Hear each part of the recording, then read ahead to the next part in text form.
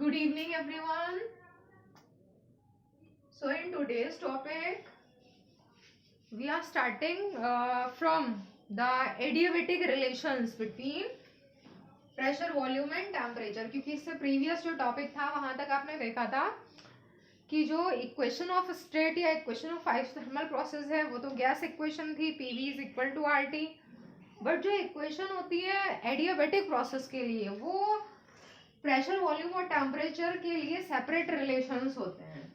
तो अब आप एडियाबेटिक प्रोसेस में ही लिख रहे हैं. ये जो हेडिंग है आपका ये एडियाबेटिक प्रोसेस में ही आ रहा है. एडियाबेटिक रिलेशंस बिटवीन,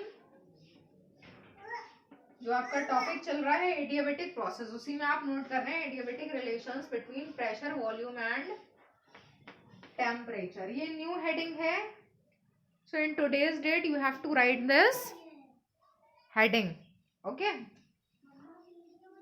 सो इस हेडिंग में आपको क्या करना है, सबसे पहले एक सब हेडिंग देना है. सब हेडिंग ये है कि रिलेशन बिटवीन, सबसे पहले हम प्रेशर और वॉल्यूम का रिलेशन ड्राइव करेंगे. Relation between pressure and volume, पहला रिलेशन है ये. तो प्रेशर और वॉल्यूम के बीच में हमें जो रिलेशन ड्राइव करना है उसकी स्टार्टिंग कहाँ से होगी. So write from first law of thermodynamics. First law of thermodynamics. तो फर्स्ट लॉ ऑफ थर्मोडायनामिक्स को आप डेल्टा में लिखते थे पहले. Delta Q is equal to delta U plus T delta V या डेल्टा डब्ल्यू. ठीक है. आपकी बार बहुत स्मॉल चेंज के लिए अगर लिखते हैं, बहुत small change for a small amount of heat supply, तो उस केस में आपको डेल्टा हटा के पूरे रिलेशन को डी की फॉर्म में लिख लेना. D Q is equal to D U plus D W. ठीक है. तो ये आपकी जो है इक्वेशन 1 होगी. क्लियर. अब देखिए आगे क्या करना है. अब आगे आपको एक चेंज करना है. उस चेंज में क्या लिखेंगे कि सपोज दैट, क्योंकि आप लिख एडियाबेटिक प्रोसेस के ही ले रहे हैं, तो एडियाबेटिक प्रोसेस में आपको पता है कि there is no amount of heat supply. Heat कोई भी सप्लाई नहीं होती. तो नेक्स्ट लाइन में we know for an adiabatic process, we know for an adiabatic process dq is equal to 0. और अगर ये जो है कांस्टेंट वॉल्यूम पर होता है, एट कांस्टेंट वॉल्यूम, तब इसमें आप एक कंडीशन अप्लाई करेंगे. आपको याद होगा कि CV और CP दो हीट्स थी ना, at constant pressure at constant volume. तो अगर आप एट कांस्टेंट वॉल्यूम इस रिलेशन को करते हैं तो ये किसमें कन्वर्ट हो जाता है, CV में.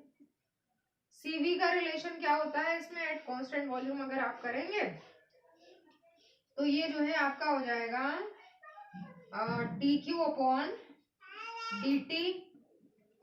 1 ग्राम ऑफ गैस के लिए dq की वैल्यू यहां से पुट करेंगे तो कांस्टेंट वॉल्यूम में जो है आपका dw मींस TdV वाला जो टर्म है वो क्या हो जाएगा, 0. तो कांस्टेंट वॉल्यूम पर आपका जो रिलेशन बचेगा that is du upon dt. यहां से अगर आपको du की वैल्यू पुट करनी है इस रिलेशन में, तो du is equal to CV dt. देखिए हमें करना क्या है, ये सब हम क्यों कर रहे हैं. इक्वेशन 1 जो लिखी है ना उसमें हमें तीनों टर्म्स की वैल्यूज पुट करनी है. dq को हमने लिख लिया 0, du की वैल्यू हमने CV dt फाइंड की, और dw की वैल्यू आपको पता है dw क्या होता है, PdV. ये तीन वैल्यूज जो हैं या फिर अगर आप इसको भी इक्वेशन ना लिखे डजंट मैटर, ये तीन वैल्यूज आपको क्या करना है, इक्वेशन 1 में पुट करनी है. तो इसमें लिखेंगे putting the values of dq,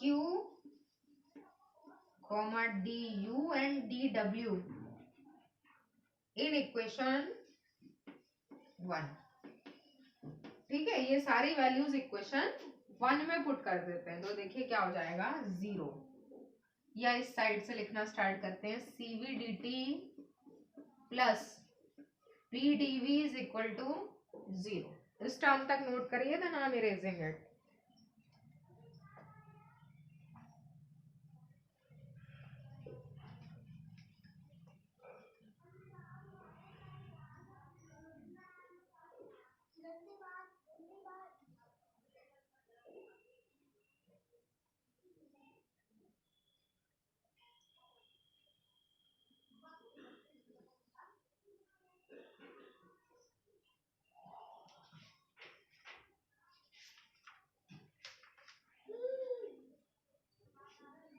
so class, अब इसके बाद आपको क्या करना है नेक्स्ट स्टेप में, तो look here,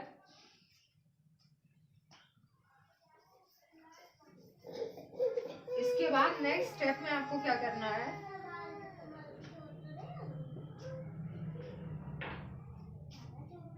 CV dt plus PdV is equal to 0।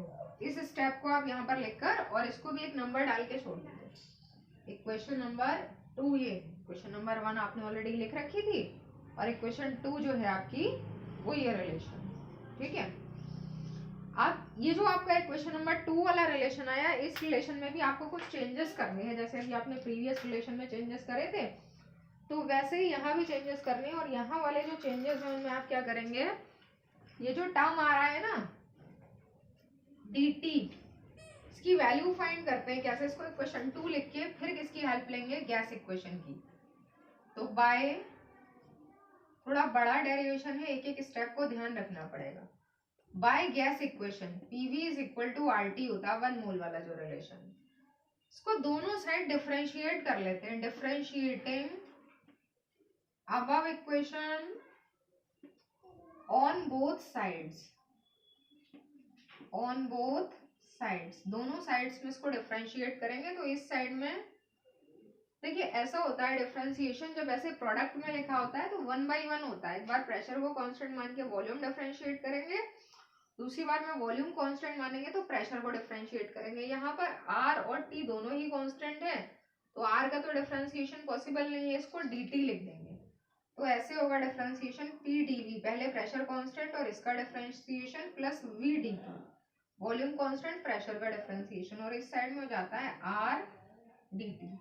ठीक है, आपको किसकी वैल्यू चाहिए, dt की, तो यहाँ से dt की वैल्यू फाइंड कर लेते हैं। dt कितना हो जाएगा, PdV plus VdP upon R। ठीक है, अब ये वाली वैल्यू आप कहाँ पुट करेंगे, इक्वेशन नंबर 2 में। तो नोट इट डाउन, ये स्टेप नोट करिए, फिर मैं रेस करती हूँ।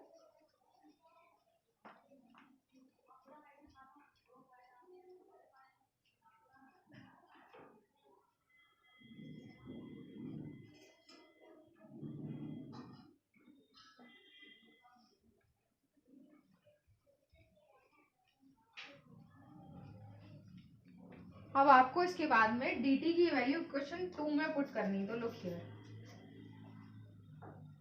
अब देखिए इक्वेशन 2 एंड दिस वन, तो इसमें आपका रिलेशन क्या आता है, CV लिख देंगे from equation 2, CV into dt की जगह आ जाएगा PdV plus VdP upon R, ये पूरी dt की वैल्यू है, प्लस आगे वाले टर्म्स ऐसे ही रहेंगे। PdV is equal to 0। This is the change in equation 2। उसके बाद देखिए नेक्स्ट स्टेप, अब आपको सिंप्लीफाई करना है। कैसे करना है सिंप्लीफाई, पहले तो R को हटाना है, तो पूरे रिलेशन को R से मल्टीप्लाई कर दिया, तो CV into PdV plus VdP plus R PdV is equal to 0। अगले स्टेप में ये ब्रैकेट्स भी ओपन कर लेंगे, तो CV into PdV plus CV into VdP plus R PdV is equal to 0। इसको नोट करिए।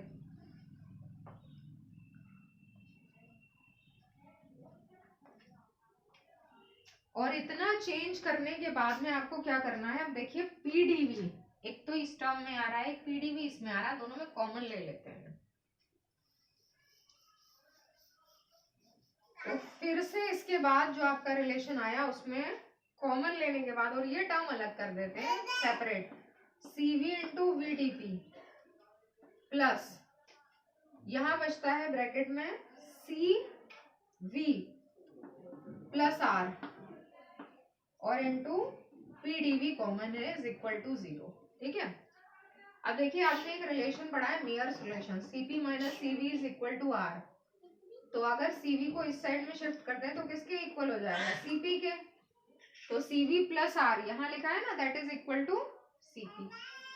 तो ये जो है आप ये ऐसे लिख लीजिएगा, since CV plus R is equal to CP। तो यहाँ देखिए CV into VDP as it is plus ये टर्म आपका पूरा बन जाता है CP into PDV is equal to 0। ठीक है, तो आई होप की चेंजेस आपको समझ में आ गए होंगे। अब इसके बाद क्या करना है, इसके बाद के स्टेप में आपको पूरे रिलेशन को डिवाइड करना है, डिवाइडिंग अबव इक्वेशन बाय, किससे डिवाइड करना है, CV इंटू PV से। ध्यान से देख लीजिए, CV मतलब सफिक्स में V है और मल्टीप्लाई में PV। ठीक है, तो यहाँ पर जब आप डिवाइड करेंगे तो CV कैंसिल हो जाएगा और V कैंसिल हो जाएगा, क्या बचेगा, DP अपॉन P प्लस इसमें CP कैंसिल होगा और P कैंसिल होगा, तो DV upon V is equal to 0। Resulting term आपका, रिजल्टिंग रिलेशन आपका इस फॉर्म में आ जाएगा। ठीक है, तो ये जो फॉर्म है ये कैसे डी वाली फॉर्म है, डी मल्टीप्लाई में लिखा है। जब ऐसे होता है तो रिलेशन को क्या करते हैं, इंटीग्रेट। तो यहां तक नोट करिए, उसके बाद नेक्स्ट स्टेप में क्या करना है, रिलेशन को इंटीग्रेट करना है। ठीक है, तो देखिए अब यहां तक नोट करने के बाद लिखेंगे इंटीग्रेटिंग, यहाँ किसी के रेस्पेक्ट में नहीं, सीधा ये लिख देंगे बस कि इंटीग्रेटिंग अबव इक्वेशन, इसको इंटीग्रेट कर देना है। तो वो पहले मैंने बताया था 1/p या 1 जो भी चीज होती है उसको लॉग में उसका इंटीग्रेशन होता है। तो dp तो कांस्टेंट ऑफ इंटीग्रेशन है, किसका इंटीग्रेशन करना है, 1/p का, तो ये हो जाएगा लॉग बेस e p। इसी तरह से इसका इंटीग्रेशन हो जाएगा लॉग बेस e v। और जब इंटीग्रेट करते हैं तो हमेशा एक कांस्टेंट ऑफ इंटीग्रेशन ऐड होता है, उसको नॉर्मली नहीं दिखाते हैं बट एक्चुअल मेथड वही है।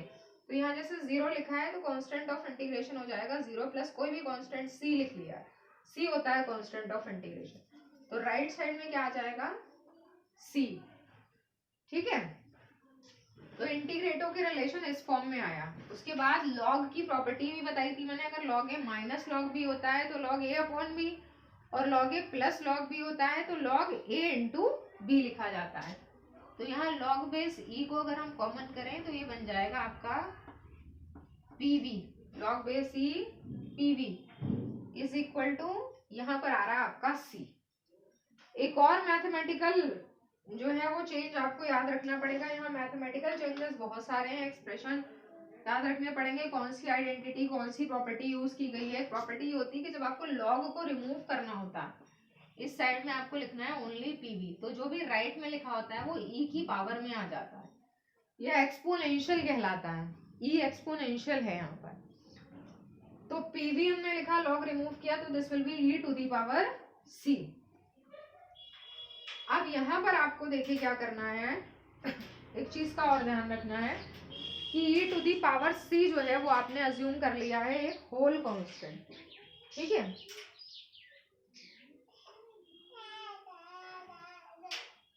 देखिए एक स्टेप बीच में थोड़ा सा मिसिंग है, उसको भी देख लीजिए। जैसे मैंने यहाँ जब डिवाइड किया था ना, तो मैं डिवाइड सीवी पीवी से कर रही हूँ, सीपी नहीं आ रहा है इसमें कहीं भी। यहाँ तो ठीक है सीवी और वी कैंसिल हो जाएंगे, लेकिन इस वाले में सीपी जो है वो मिसिंग रह गया। सीपी डिवाइड सीवी पीवी से करेंगे, पी कैंसिल होगा और वी और सीवी अपॉन में आएंगे, एक ऑलरेडी सीपी है तो v तो अपॉन में आ चुका है, cp अपॉन cv मिसिंग रह गया था। ठीक है, इतना चेंज इंक्रीज कर लीजिएगा, डिवाइड करने के बाद दूसरे टर्म में cp अपॉन cv भी आ रहा है। और ये जो cp अपॉन cv है इसको याद रखिएगा, सिंस माइनस तो इनका आर के इक्वल होता है, लेकिन रेशियो इनका सीपी और सीवी का एक कांस्टेंट होता है गामा, उसके इक्वल होता है। तो ये सीपी अपॉन सीवी को बाद में गामा कर देना है, ठीक है। तो ये लॉग बेस ई पी और प्लस यहाँ पर जो है ये लॉग बेस ई वी तो होगा, साथ में गामा भी आएगा, ठीक है। सीपी अपॉन सीवी गामा, एक तो ये चेंज है। दूसरी एक चीज और याद रखनी, जब हमने लॉग बेस ई को कॉमन करा तो पी और वी मल्टीप्लाई में आ गया, जो जो मल्टीप्लाई में लिखा होता है ऑलरेडी वो पावर में चला जाता है। तो लॉग बेस ई पी और वी जो है उसकी पावर में ये गामा आ जाएगा, जैसे कि डिफरेंशिएशन में होता है उसके जैसा है। तो अब PV gamma is equal to e की पावर सी आया है, ठीक है। अब ये जो ई की पावर सी है इस होल को एक कांस्टेंट मान लिया है के। वैसे तो ये कांस्टेंट है, इसको एक नया जो है कांस्टेंट बना दिया के। तो ये क्या हो गया आपका PV gamma is equal to K. ये आपका जो है रिलेशन है, 2 इक्वेशंस तक बनी थी, ये थर्ड है। ये आपका रिलेशन है प्रेशर और वॉल्यूम के बीच में। अभी आपने पीछे देखा था गैस इक्वेशन जो होती है उसमें PV is equal to constant होता है, लेकिन यहाँ पर जो है रिलेशन क्या होता है PV gamma is equal to constant. जो जहां पर जो है गामा जो है वो क्या होता है एक कांस्टेंट है गामा, और किसके रेशियो के इक्वल है, सीपी और सीवी के रेशियो के इक्वल है, ठीक है। तो एक नया रिलेशन एडियाबेटिक प्रोसेस में आपके सामने आया। तो एडियाबेटिक रिलेशन के 3 इक्वेशंस होते हैं एडियाबेटिक प्रोसेस के, और जबकि आइसोथर्मल प्रोसेस का एक ही इक्वेशन है और वो है गैस इक्वेशन। और इसमें आपको पहला रिलेशन मिला है, बाकी के 2 और आपको ड्राइव करने, बट 2 उतने बड़े नहीं है जितना ये फर्स्ट वाला है। बाकी के 2 में बस चेंजेस करने, जैसे मान लीजिए आपके पास relation P V gamma is equal to K आ चुका है। अब आपको वी और टी के बीच में करना है या पी और टी के बीच में करना है, तो गैस इक्वेशन की हेल्प से उसकी वैल्यू पुट कर दीजिए। जैसे आपको पी वी के बीच में रिलेशन मिला, अब आपको पी और टी के बीच में करना है, यानी कि वी रिप्लेस करना है, तो वी की वैल्यू कहाँ से पुट करेंगे गैस इक्वेशन से, P V is equal to R T से। तो आई होप कि इट्स नोटेड डाउन, ठीक है। अब देखिए दूसरे रिलेशन पे मैं आती हूँ। दूसरा रिलेशन जो है वो किसके बीच में है, मान लीजिए प्रेशर और टेम्परेचर, या वॉल्यूम और किसी के बीच में भी कर सकते हैं, प्रेशर टेम्परेचर के बीच में करते हैं, ठीक है। तो प्रेशर टेम्परेचर के बीच में करना है, यानी कि आपको वॉल्यूम को रिप्लेस करना है इक्वेशन 3 में। तो लिखेंगे कि we know gas equation, gas equation जो होती है वो क्या होती है PV is equal to R T, but आपको क्या हटाना है वॉल्यूम। तो आपने वॉल्यूम की वैल्यू यहाँ से फाइंड की आर टी अपॉन टी। कहाँ पुट करेंगे इक्वेशन 3 में, पुटिंग इन इक्वेशन 3 में पुट किया इसमें। तो प्रेशर इनटू वॉल्यूम की जगह पे आप क्या लिखेंगे आर टी अपॉन पी की पावर कितनी है गामा इज इक्वल टू के। अब आपको आगे सिंप्लीफाई करना है, ठीक है। तो देखिए इसमें क्या करना है, अब बस पावर्स को बैलेंस कर लीजिए। जैसे P और एक यहाँ जो पावर्स आ रही है ना, R तो कांस्टेंट है उसको इस साइड में कर लेंगे, बट पहले पावर सबकी अलग अलग कर लें। R की पावर गामा, T की पावर गामा और अपॉन में P की पावर भी गामा, इस साइड में आ रहा है कांस्टेंट के। ये गामा पावर है न्यूमरेटर में आएगी, माइनस की गामा हो जाएगी, ये पावर प्लस की 1 है, तो P की पावर अगर साथ में लिखेंगे तो 1 माइनस गामा, और साथ में T की पावर कितनी है गामा। R जो है उसको इधर कर दिया K अपॉन R की पावर गामा, और ये जो K और R है ये दोनों ही कांस्टेंट है, तो आप इस पूरे को कांस्टेंट लिख दीजिए। बस ये आपका फाइनल रिलेशन है, ठीक है। क्या रिलेशन है P और T के बीच में, P की power 1 minus gamma into T की power gamma is equal to constant. तो इसको इक्वेशन नंबर 4 लिख लेंगे, ठीक है। इतना नोट करिए। फिर एक लास्ट रिलेशन P और V के बीच में रह जाता है, डू इट।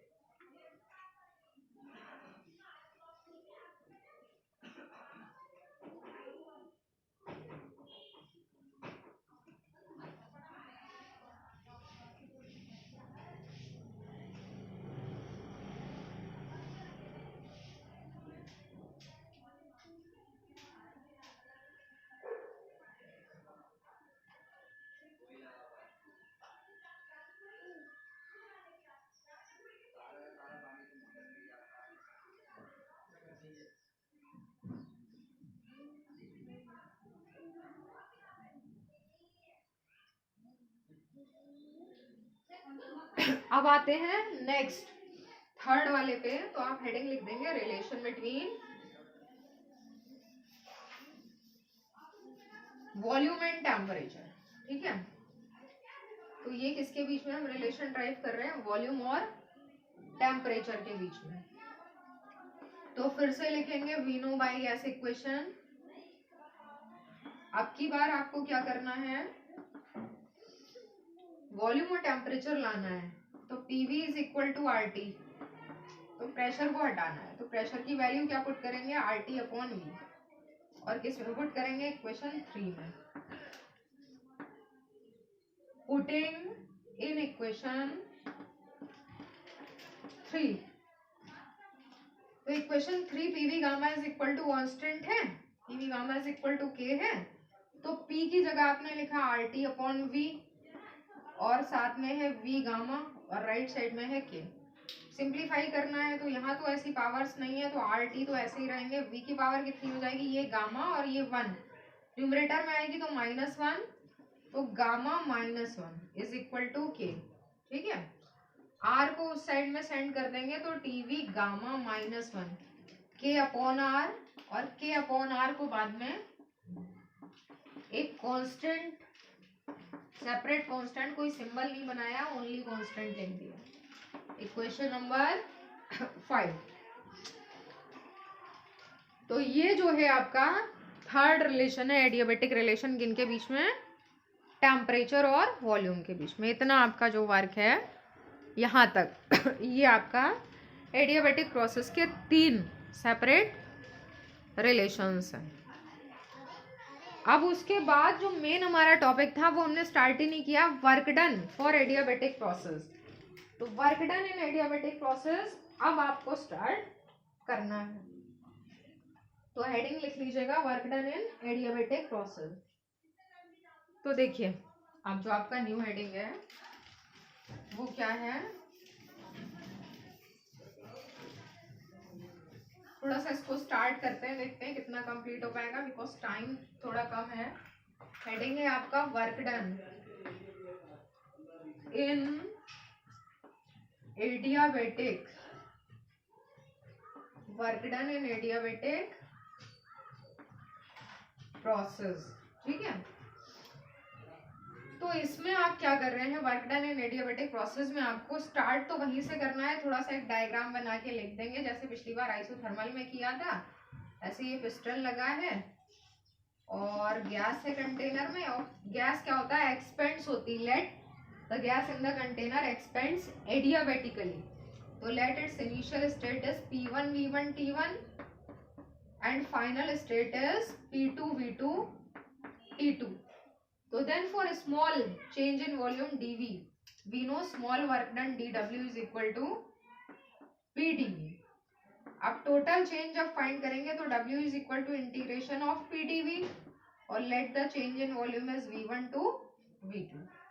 यहाँ पे भी प्रेशर की वैल्यू पुट करनी होगी, इक्वेशन 1, तो आप लिख लेंगे वी नो, लेकिन एडियाबेटिक वाले चेंज से पुट करेंगे। तो PV gamma is equal to K, यहां से किसकी वैल्यू चाहिए, P की, K अपॉन वी गामा, या फिर K इंटू वी की पावर माइनस गामा, डायरेक्ट लिख सकते हैं। देखिए K अपॉन वी की पावर गामा, न्यूमरेटर में आएगा तो K V माइनस गामा। कहाँ पुट करना है, इक्वेशन 1। तो putting this value in equation 1, तो W is equal to, it becomes V1 to V2, pressure की जगह KV माइनस गामा dV। ठीक है, तो इसमें आप जो है जब चेंज पुट करेंगे तो W इज इक्वल टू, यहाँ लिख देती हूँ, W is equal to K constant outside आ जाएगा, और V माइनस गामा का इंटीग्रेशन करना होगा। अब इंटीग्रेशन का रूल आपको पता है, जो पावर होती है उसमें से -1 हो जाता है, ऐसे हो जाएगा, अपॉन में वही आ जाता है। तो v की पावर माइनस गामा ऑलरेडी थी, तो माइनस गामा -1, और अपॉन में हो जाएगा आपका माइनस गामा -1। ठीक है, तो ये चेंज जो है आपको ऊपर पुट कर देना है, ऊपर वाले रिलेशन में। तो रिलेशन में जब आप पुट करेंगे तो सिंप्लीफाई होके क्या आता है